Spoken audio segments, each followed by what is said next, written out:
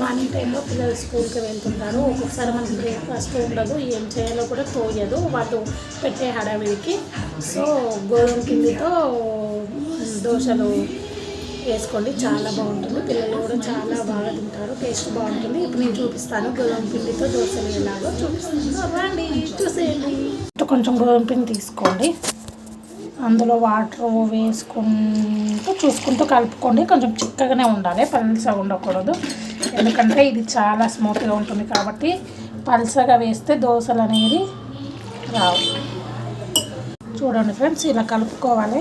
ముందు సాల్ట్ వేసుకోకండి, కలుపుకున్న తర్వాతనే కొంచెం సాల్ట్ వేసుకోండి. ఎందుకంటే ముందు కలుపుకుంటే మనం తర్వాత పిండిలోనే కలుపుకుంటే వాటర్ వేసుకుంటాం కదండి, వాటర్ పిండికి తగ్గట్టు వాటర్ వేసుకొని కలుపుకుంటాం కాబట్టి సప్పగా అయిందా ఇలా అయినా మనకు తెలియదు. కాబట్టి అంతా కలుపుకున్న తర్వాత సాల్ట్ ఎంత వేసుకోవాలో మనకు తెలిసిపోతుంది.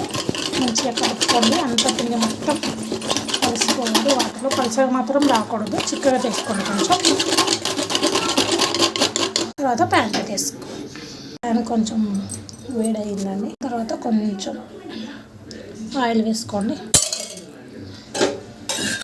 ఆయిల్ వేసేసుకున్న తర్వాత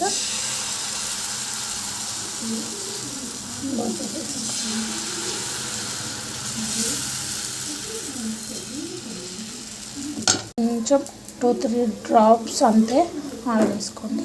ఎక్కువ వేసుకోకండి, ఎక్కువగా వాడద్దు ఆయిల్, ఎందుకంటే నైట్ టైం కదా. సో నైట్ టైం అయినా ఏ టైం అయినా ఆయిల్ ఎక్కువగా వాడకండి.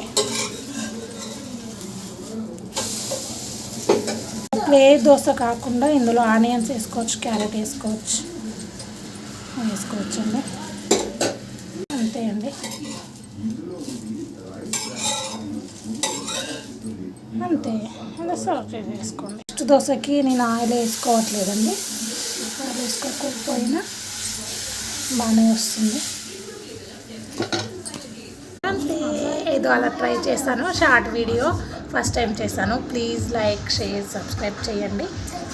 అలా ప్లేన్ దోశ కాకుండా అందులో ఆనియన్స్ వేసుకోవచ్చు, క్యారెట్ వేసుకోవచ్చు, మీ ఇష్టం ఏదైనా వేసుకోవచ్చు. Please like, share, subscribe. Bye bye, good night.